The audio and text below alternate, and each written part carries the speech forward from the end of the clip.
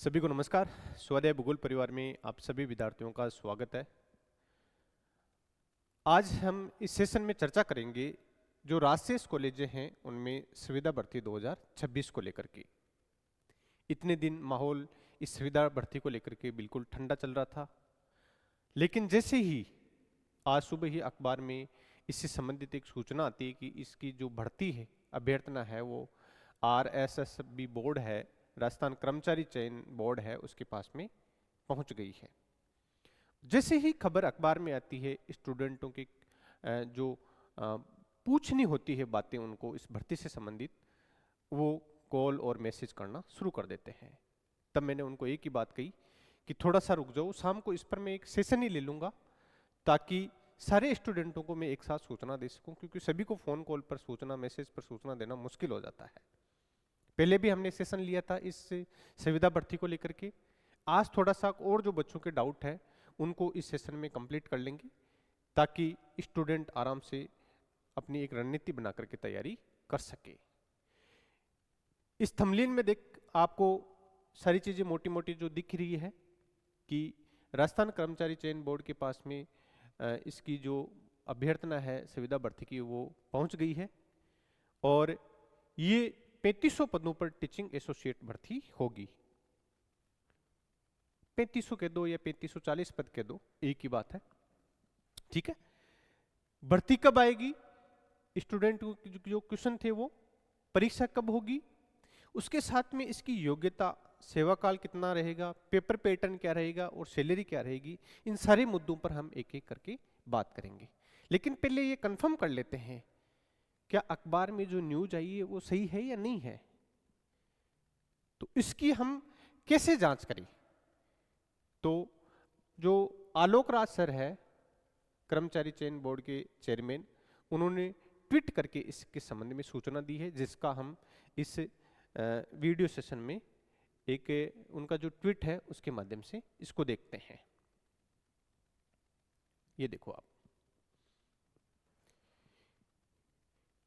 नीतू ने एक क्वेश्चन पूछा था कि महोदय, क्या आपको आयुक्तालय कॉलेज शिक्षा विभाग की ओर से राजशेष महाविद्यालयों से संबंधित अर्थना या अभ्यर्थना पहुंची है। तब उन्होंने इसमें कहा था, जी हमारे पास प्राप्त हुई है और अभी ये विचाराधीन है, ठीक है। अभी हम इस पर एडवर्टाइजमेंट नहीं ला रहे हैं, अभी इस पर थोड़ा सा परीक्षण होगा, किस हिसाब से ये भर्ती को करवाएंगे।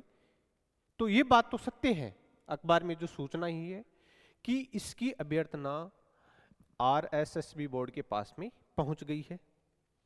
अब जैसे ही स्टूडेंट कहते हैं सर अगर अर्थना इनके पास अभ्यर्थना अगर पहुंच गई है तो एडवर्टाइजमेंट कब आ सकता है। देखो, जब भी कोई भी भर्ती आती है बोर्ड के पास में, चाहे वो RPSC के पास में आओ या फिर चयन बोर्ड के पास में आओ, वो उस भर्ती से संबंधित जितने भी जो टेक्निकल बातें होती है पहले उनकी स्टडी करता है कि किस हिसाब से ये भर्ती है, कितने पदों पर है, रिजर्वेशन का क्या सिस्टम रहेगा कि नहीं रहेगा, या फिर इसमें अगर संविदा पर भर्ती करवाते रिजर्वेशन का सिस्टम रहता गए तो कितने कितने पद दिए जाएंगे, उसके बाद में किस हिसाब से इस भर्ती को करवाया जाएगा। सारी चीज़ें फाइनल होने के बाद में ही इसका एडवर्टाइजमेंट जारी किया जाता है। तो हमारे को उम्मीद है अगर इनके पास ये अभ्यर्थना पहुंच गई है तो इसका जो विज्ञापन है ना,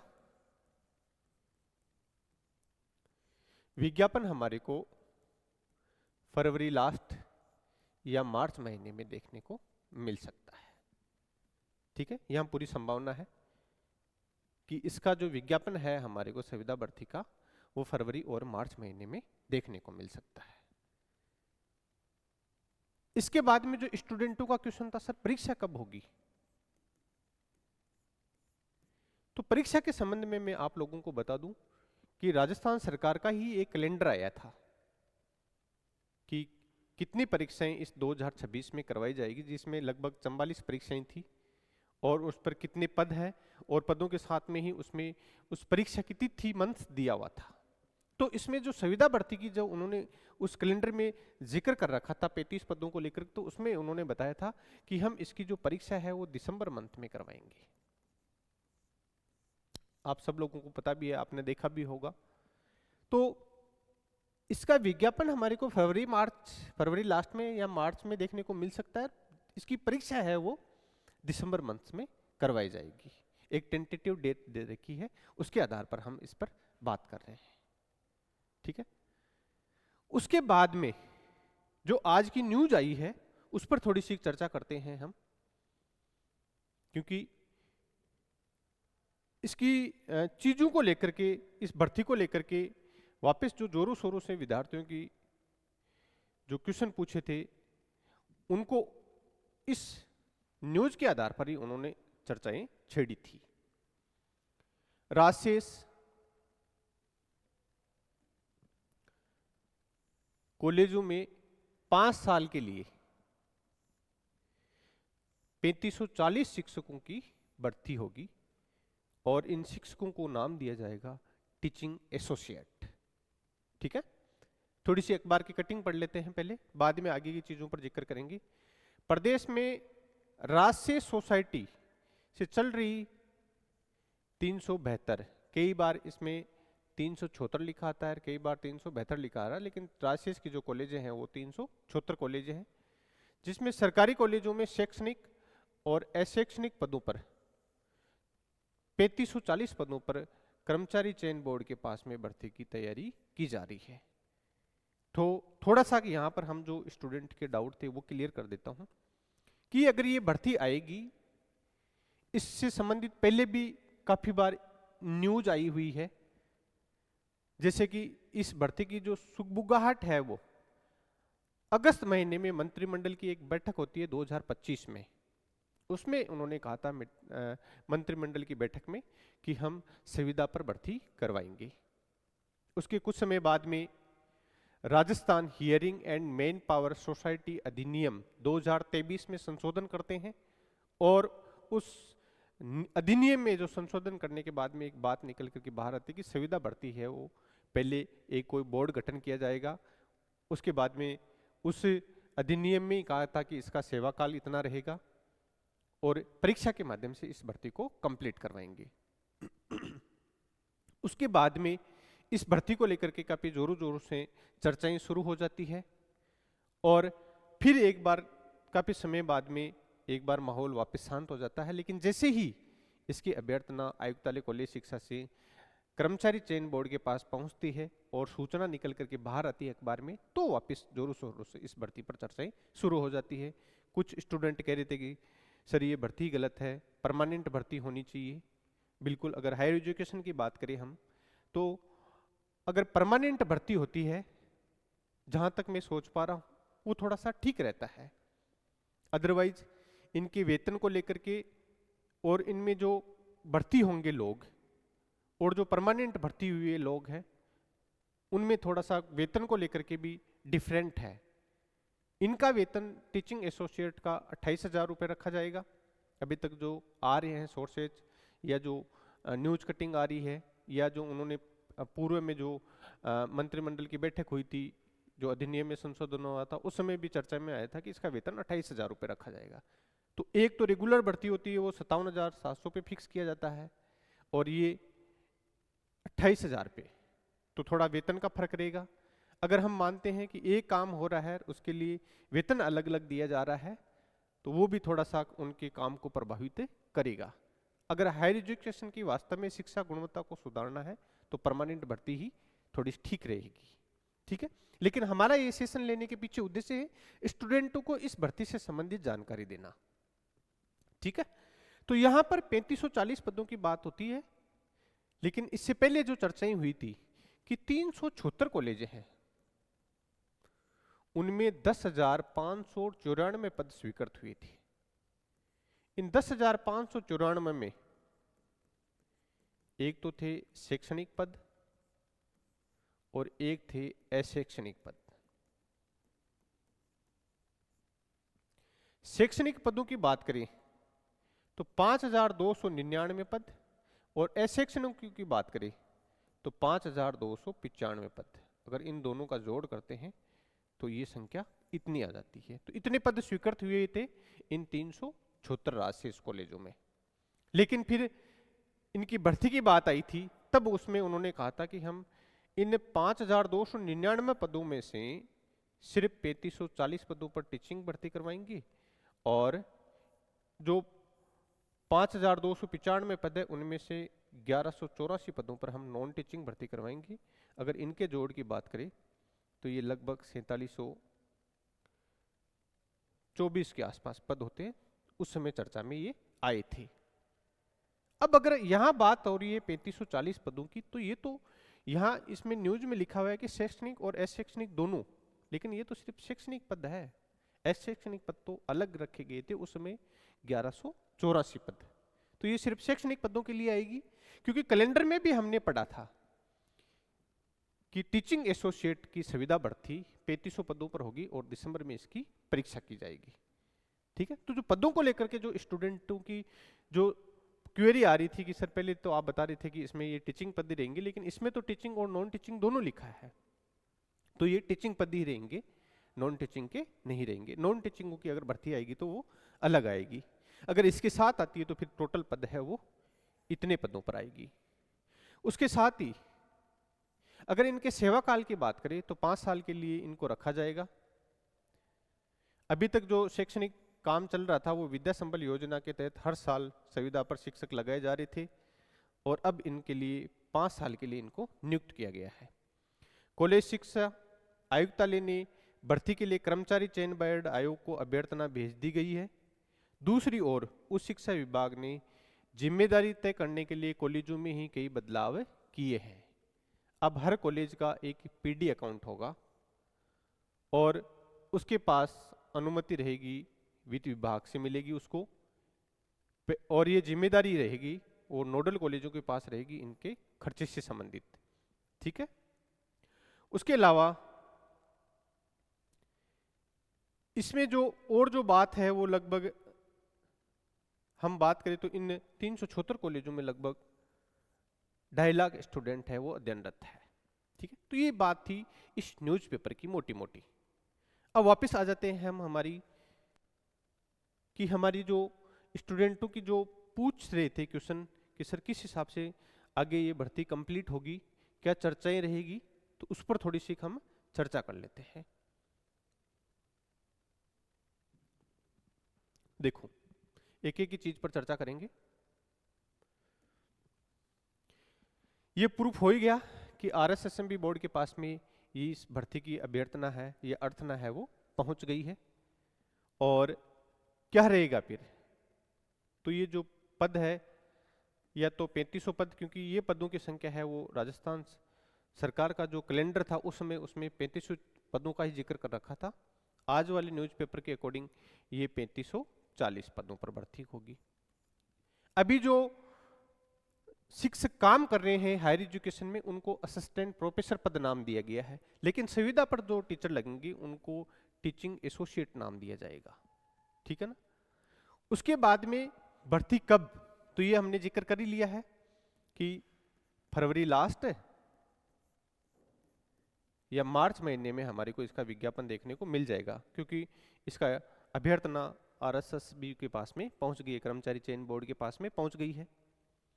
परीक्षा कब, तो इसकी जो परीक्षा है वो दिसंबर मंथ में होगी, क्योंकि हमने पहले जिक्र कर लिया है कि जो राजस्थान सरकार का कैलेंडर आया था उसमें दिसंबर मंथ दे रखा था परीक्षा का, तो दिसंबर मंथ मानते हुए हमारे को आगे की जो रणनीति है वो तैयार करनी है। उसके बाद में इसकी योग्यता, अगर हम योग्यता की बात करें, अगर हम इसकी योग्यता की बात करें तो योग्यता UGC के नियम अनुसार ही रहेगी। UGC के नियम अनुसार रहेगी। UGC के नियम अनुसार क्या योग्यता है अभी एक असिस्टेंट प्रोफेसर की, अगर कोई बच्चा MA किया हुआ है तो उसके पास में या तो नेट होना चाहिए या राजस्थान सरकार का जो सेट एग्जाम होता है स्टेट एलिजिबिलिटी टेस्ट वो होना चाहिए। अगर ये दोनों नहीं है तो फिर MA प्लस PhD होना चाहिए। इसी प्रकार MSc किया हुआ स्टूडेंट है उसके लिए या तो जो CSIR नेट होना चाहिए या सेट होना चाहिए जो राजस्थान सरकार करवाती है। अगर ये दोनों ही नहीं है तो फिर उनके पास में PhD होना चाहिए। एमकॉम के जो स्टूडेंट किए हुए हैं उनके लिए भी वही नेट या फिर सेट या फिर पीएचडी, इन नेट सेट पीएचडी में से एक होना चाहिए एमकॉम किए हुए स्टूडेंट को, तो वो इसके लिए एलिजिबल माने जाएगा। ठीक है ना। तो इसमें देखो एमए प्लस नेट, या तो नेट होना चाहिए या सेट होना चाहिए या फिर उनके पास से पीएचडी होनी चाहिए। उसी प्रकार एमएससी के स्टूडेंटों के पास में नेट या सेट या फिर पीएचडी। उसी प्रकार जो एमकॉम के स्टूडेंट है उनके लिए एमकॉम प्लस नेट या सेट या फिर पीएचडी होनी चाहिए। ठीक है, तो ये इनकी योग्यता रहेगी यूजीसी के नियम अनुसार। जो स्टूडेंट पूछ रहे थे क्या योग्यता रहेगी, तो इस प्रकार की योग्यता रहेगी। अब कुछ स्टूडेंट कह रहे थे कि सर सेट का भी टाइम से हुआ नहीं है, तो आप मांग करो, राजस्थान सरकार से करवा सकती है। ठीक है। उसके बाद में अगर हम बात करें सेवा काल का, तो इसका जो सेवा काल है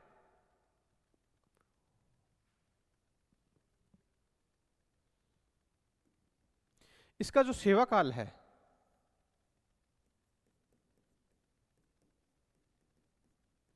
वो 5 वर्ष के लिए रहेगा।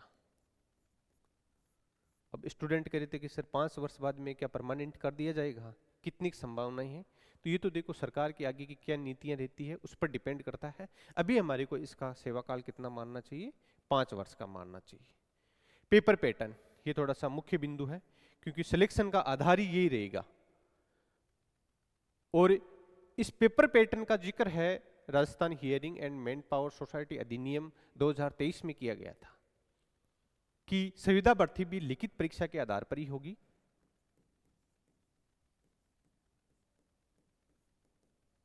जैसे अभी हो रही है, उसमें विषय का एक पेपर होगा जो कि 300 अंक का होगा, और एक जीके का पेपर होगा जो कि 75 अंक का होगा। इस प्रकार 375 अंक का आपका रिटर्न का एग्जाम होगा। और स्टूडेंट पूछ रहे थे कि सर इसमें इंटरव्यू होगा या नहीं होगा, तो इंटरव्यू से संबंधित अगर हम बात करें तो इसका 12.5% निकाल लेना। अगर इंटरव्यू होता है तो इतने अंक का आपका इंटरव्यू हो जाएगा। ठीक है, लेकिन लिखित परीक्षा में जिसका अच्छा स्कोर होगा वही इसमें बाजी मार जाएगा। तो हमारे को जो जानकारी लेनी थी वो सारी मिल गई है। सैलरी की अगर हम बात करें तो जब ये चर्चाएं चल रही थी उस समय फिक्स हुआ था कि इसको में जो टीचिंग एसोसिएट लगेंगे उनको 28,000 में फिक्स किया जाएगा। अब आगे 5 सालों में इनको वेतन वृद्धि मिलेगी कि या नहीं मिलेगी, ये तो जो इसका फुल एडवर्टाइजमेंट आएगा उस समय सारी चीजें क्लियर हो पाएगी।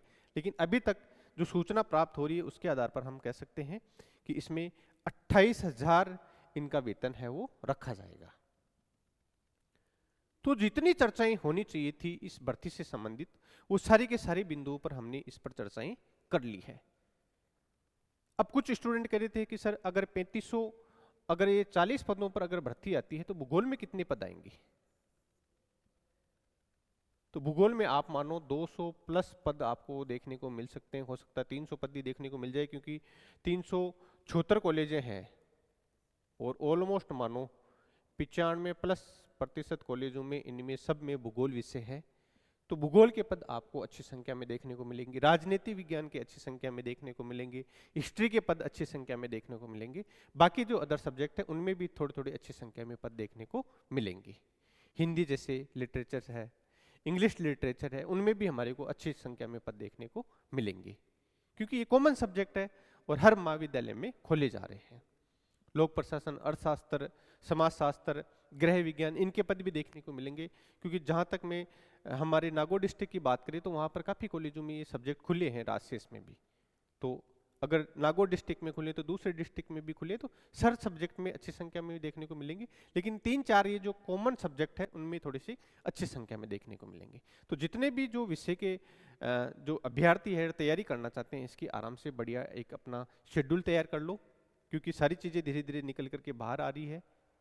और अगर ये भर्ती आयोजित होती है तो फिर मेरे हिसाब से जो हायर एजुकेशन में जानना चाहते हैं स्टूडेंट हैं उनके लिए थोड़ा सा एक अच्छा प्लेटफॉर्म मिल जाएगा। अगर आप यहाँ आते हो उसके बाद में अगर कोई परमानेंट भर्ती आती है तो यहाँ रह करके आपको अच्छा इन्वायरमेंट मिलेगा, आप आराम से उस चीज़ की तैयारी करके उस परमानेंट भर्ती में जा सकते हो फिर, ठीक है ना। तो यहाँ सेशन लेने का पीछे यही है कि इस भर्ती से संबंधित जो स्टूडेंट जानकारी देना चाह रहे थे वो स्टूडेंटों को इस सेशन के माध्यम से दे दे। यहाँ हमारा कोई ऐसा औचित्य नहीं है कि ये भर्ती हो नहीं हो, क्योंकि ये सरकार का निर्णय है। अब हम थोड़ी सी चर्चा कर लेते हैं भूगोल के स्टूडेंटों के लिए कि किस हिसाब से भूगोल के स्टूडेंट अगर भर्ती आती है और इसमें अगर जो स्टूडेंट तैयारी करना चाहते हैं वो किस हिसाब से करें। तो इसमें देखो,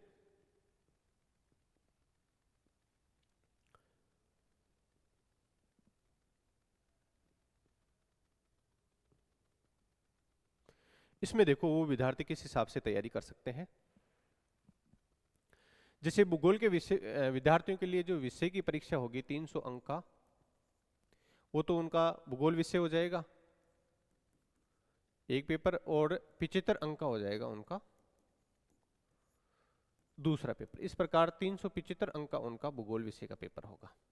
अगर हम बात करें जीके के पेपर की, तो अभी जो आरपीएससी ले रही है, जहां तक मैं सोच पा रहा हूं वही पेपर पैटर्न रखेंगे वो, जिसमें सारे क्वेश्चन आएंगे। हिस्ट्री के क्वेश्चन, कल्चर के क्वेश्चन भी रहेंगे, राजस्थान भूगोल के क्वेश्चन भी रहेंगे, राजस्थान की राज्य व्यवस्था और पॉलिटिकल के क्वेश्चन भी रहेंगे, करंट के क्वेश्चन भी रहेंगे, कुछ इकोनॉमिक्स के जो क्वेश्चन है, आर्थिक समीक्षा, उससे संबंधित क्वेश्चन भी रहेंगे। तो ये वाला पेपर तो है वो कॉमन पेपर ही है। तो अभी तो एक बार जब तक इसका सिलेबस या भर्ती नहीं आ जाती तब तक जो पेपर पैटर्न दिया हुआ है आरपीसी का, उसी के अकॉर्डिंग आपको तैयारी करनी है। और भूगोल के विद्यार्थियों के लिए जो असिस्टेंट प्रोफेसर का सिलेबस दे रखा है उसी के अकॉर्डिंग तैयारी करनी है। अब अगर हम बात करें भूगोल के स्टूडेंटों के लिए किस हिसाब से तैयारी करें, तो देखो इसमें मानक पुस्तकें आपको पढ़नी पड़ेगी, क्योंकि अगर पेपर लिखित परीक्षा होती है तो पूरा का पूरा मानक पुस्तकों पर ही आधारित रहेगा। पुस्तकों की सूची हमने टेलीग्राम चैनल पर डाल रखी है स्वाध्याय भूगोल के पर, अगर और किसी स्टूडेंटों को नहीं मिलती तो थोड़ा स्क्रॉल करके ऊपर देखना, मिल जाएगी उसमें। उसके साथ में हमने जो असिस्टेंट प्रोफेसर के लिए जो टेस्ट सीरीज चलाई थी, जिसमें हमने लगभग 85 टेस्ट करवाए हैं, और इन 85 टेस्ट में हमने पूरी भूगोल को कंप्लीट करवा दी, पेपर फर्स्ट और पेपर सेकंड दोनों को। और अब की बार भी जो आरपीसी का पेपर हुआ था उसमें बहुत ज्यादा संख्या में जो क्वेश्चन पूछे गए थे वो अधिकतम टेस्ट सीरीज से पूछ लिए गए थे, ठीक है। स्टूडेंट जो जुड़े हुए हैं उन सबको पता भी है कि हम किस हिसाब से मेहनत कर रहे हैं इस टेस्ट सीरीज पे, चाहे वो स्कूल लेक्चरर की टेस्ट सीरीज हो और चाहे असिस्टेंट प्रोफेसर की टेस्ट सीरीज हो। भूगोल विषय के लिए हम बहुत शानदार तरीके से कंटेंट तैयार कर रहे हैं टेस्ट सीरीज के माध्यम से। ये टेस्टों की संख्या ज्यादा है, लेकिन ये हमने टेस्ट सीरीज करवाए हैं वो टॉपिक वाइज करवाए हैं, ताकि स्टूडेंट के पास में अगर कंटेंट कम, अगर वो एक बुक भी लगा रहा है तो इस टॉपिक का अगर वो टेस्ट देता है किसी एक टॉपिक का, तो इस टेस्ट के माध्यम से उसका पूरा टॉपिक तैयार हो जाएगा, क्योंकि हमने एक एक टॉपिक के लिए 4-4, 5-5 मानक पुस्तकें काम में ली है। तो कुछ बचा ही नहीं है, फिर जगह ही नहीं छोड़ी हमने कि क्वेश्चन कहां से पूछेगा। और हमारे को अच्छा परिणाम भी मिला था। अभी 2023 की एपी की भर्ती थी, उसमें जो रिजल्ट आया था उसमें हमारे 79 स्टूडेंटों का, अभी तक जो मेरे पास सूचना आई है 79 स्टूडेंटों ने सूचना वैद्य की सर हमारा सिलेक्शन हो गया असिस्टेंट प्रोफेसर में। 150 पद में से 79 स्टूडेंट जो स्वाध्याय भूगोल की टेस्ट सीरीज से जुड़े हुए थे, उनकी सूचना आ गई। जल्दी एक सेशन लेंगे, सारे बच्चों से आपको मिलवाएंगे कि क्या क्या इन स्टूडेंटों की तैयारी के दौरान रणनीति रही थी, क्या इन स्टूडेंटों की विशेषता थी। हम ये दावा नहीं करें कि इनका सिलेक्शन हमारी वजह से हुआ है। ये स्टूडेंट अच्छी मानक पुस्तकों से पढ़ रहे थे, हमने इनको प्रॉपर तरीके से मार्गदर्शित किया और कंटेंट के लिए एक टेस्ट सीरीज उपलब्ध करवाई, जो कि इनकी तैयारी को और जबरदस्त तरीके से धार दी। और जो स्टूडेंट तैयारी कर रहे थे उनसे इन्होंने कुछ अलग अच्छे मार्क्स प्राप्त किए और अपना सिलेक्शन सुनिश्चित किया। ठीक है, तो ये टेस्ट सीरीज बहुत हेल्पफुल रहेगी आप लोगों के लिए भी।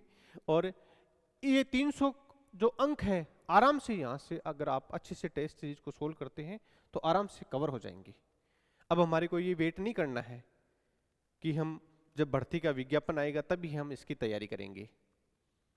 तैयारी अभी से शुरू कर देनी है और आरपीसी का जो सिलेबस है उसको पढ़ना शुरू कर देना है मानक पुस्तकों से, और ये टेस्ट सीरीज साथ साथ में सोल्व करो आप। अब आप कहोगे, कुछ स्टूडेंट ऐसे कहेंगे कि सर इसमें तो भर्ती आई नहीं है तो हम क्यों ही पढ़ें। कोई बात नहीं, ये अगर भर्ती नहीं आती है, किसी कारणवश रुकती है, तो लगभग 800 पदों पर आपके परमानेंट रेगुलर कॉलेजों के लिए भी एक भर्ती पाइप में चल रही है। फाइनेंस से इसको स्वीकृति मिलते ही ये भर्ती आपको देखने को मिल जाएगी। कब आती है ये तो सरकार का काम है देखो, लेकिन ये प्रक्रियाधीन है। फाइनेंस की स्वीकृति के लिए फाइल पुटअप चर्चाएं चल रही है, तो जल्दी ही हमारे को ये भर्ती भी देखने को मिल सकती। तो अगर ये भर्ती देखने को मिल सकती तो तैयारी तो अभी से ज्वाइन करो आप शुरू, क्योंकि कम समय में फिर तैयारी नहीं हो पाती है। फिर हम हाथ पैर इधर उधर मारते हैं, प्रॉपर तरीके से पूरा कंटेंट तैयार नहीं कर पाते हैं। असिस्टेंट प्रोफेसर जैसे एग्जाम की तैयारी करनी है तो कम से कम आपको 12 महीने लेकर के चलना पड़ेगा। अच्छी मानक पुस्तकें पढ़नी पड़ेगी, तब जाकर के कोई फाइनल सिलेक्शन होता है। ये मैराथन, महामैराथन, नोट्स, मॉड्यूल, इनके चक्कर में मत पड़ो आप। अगर कोई सिलेक्शन करवाएगा तो जो प्रमाणित मानक पुस्तकें हैं वो आप अच्छी संख्या में पढ़ोगे, तभी आपको अच्छा नॉलेज होगा, तभी आप अच्छी तरीके से वहां पेपर सोल्व कर पाओगे। मैं बार बार कह रहा हूं, तो मानक पुस्तकें पढ़ना शुरू करो। ये जो बच्चे सिलेक्ट हुए हैं ये सारे के सारी अच्छी पुस्तकें पढ़ी है, इन्होंने काफी संख्या में पुस्तकें पढ़ी, काफी लंबे समय से तैयारी कर रहे हैं, तब जाकर के इनका सिलेक्शन हुआ है। तो अच्छी मानक पुस्तकें पढ़ो। ये तो टेस्ट सीरीज हम आपकी हेल्प के लिए दे रहे हैं भाई। हम कह रहे हैं 1 यूनिट के लिए 1 या 2 पुस्तक पढ़ लो, 3-4 पुस्तक हम आपको अवेलेबल करवा देंगे इस टेस्ट सीरीज के माध्यम से। तो आपको ज्यादा एक्स्ट्रा पढ़ने की आवश्यकता नहीं रहेगी, वो कंटेंट आपको ऑब्जेक्टिव के रूप में मिल जाएगा। क्योंकि इतना समय नहीं होता कि एक स्टूडेंट 1 यूनिट के लिए 4-4, 5-5 पुस्तकें पढ़ ले। उसके लिए हम एक सहयोग के रूप में काम कर रहे हैं। तो मेरे हिसाब से जितनी भी चर्चाएं जो होनी थी वो सारी हो गई है। अगर स्टूडेंट हमारी टीम से जुड़ना चाहता है तो इस वीडियो के डिस्क्रिप्शन में हमारा एक तो टेलीग्राम का लिंक मिल जाएगा, जहां पर हम जो भी हायर एजुकेशन से संबंधित सूचनाएं रहती है, अपडेट रहती है भर्ती से संबंधित, वहां हम भेजते रहते हैं। और जो स्टूडेंट भूगोल के विद्यार्थी हैं और हमारी टेस्ट सीरीज से जुड़ना चाहते हैं तो इस वीडियो के डिस्क्रिप्शन में हमारा ऐप का लिंक मिल जाएगा, वहां उसको लॉगिन कर लेना। 1-2 टेस्ट पेपर पहले डेमो के रूप में बता रखे हैं, वो देना आराम से, और अच्छा लगे, क्वालिटी युक्त लगे तो उसको ज्वाइन करना। अदरवाइज आप जहां तैयारी करो वहां तैयारी करो, लेकिन तैयारी करो बैठ करके अच्छी, ताकि आपका पूर्णतः सिलेक्शन हो। अच्छाई बुराई पर मैं ज्यादा चर्चा नहीं करूंगा, लेकिन यही विश्वास है कि आप अच्छे से तैयारी करोगे, एक टाइम शेड्यूल डिसाइड करके, एक अच्छा कंटेंट पढ़ करके आप तैयारी करोगे तो सुनिश्चित रूप से आपकी सफलता प्राप्त होगी आपको। ठीक है, ऐसी शुभकामनाएं, ऐसी महादेव से प्रार्थना करते हैं कि आप अच्छे से पढ़ो और आप अपने गोल को प्राप्त करने में सफल हो। फिर भी अगर आप किसी स्टूडेंट को लगे कि कुछ क्वेश्चन और पूछने इस भर्ती से संबंधित रह गया है तो कमेंट बॉक्स में डाल देना, वहां पर हम उसका आंसर कर देंगे। अब कुछ स्टूडेंट मैसेज डालेंगे, सर आप तो है ना इसमें मतलब कुछ पिछली बार भी ऐसे स्टूडेंटों ने कई ने कमेंट डाला था। यह वीडियो लेने के पीछे हमारा उद्देश्य है कि स्टूडेंटों को हम सूचना एक साथ इस सेशन के माध्यम से दे दें, क्योंकि इतना समय नहीं होता कि प्रत्येक स्टूडेंट कॉल करके पूछे तो हम उसको सूचना फोन पर या फोन मैसेज के माध्यम से दे दें। बहुत समय खराब होता है और हम हमारा अधिकतम समय है वो पेपर पेन और किताबों को देते हैं, ताकि स्टूडेंट जो हमारे पे विश्वास करके जुड़ रहे हैं हम उनको उनके गोल तक पहुंचाए, एक अच्छा कंटेंट दे करके, एक अच्छी टेस्ट सीरीज के माध्यम से प्रैक्टिस करवा करके। ठीक है ना। हमारी ऑफलाइन टेस्ट सीरीज भी स्टार्ट हो गई है। जो स्टूडेंट स्कूल व्याख्याता की तैयारी कर रहे हैं वो वहां पर आराम से जम करके तैयारी करें, और एक जो एग्जाम माहौल हो रहता है उसको अगर स्टूडेंट डील नहीं कर पाता है तो ऑफलाइन में बैठ करके बच्चों के बीच में अगर पेपर देगा तो आराम से थोड़ा सा कर पाएगा वो। ठीक है ना। आप सभी लोगों को बधाई, शुभकामनाएं, अच्छे से तैयारी करो, स्वस्थ रहो, धन्यवाद।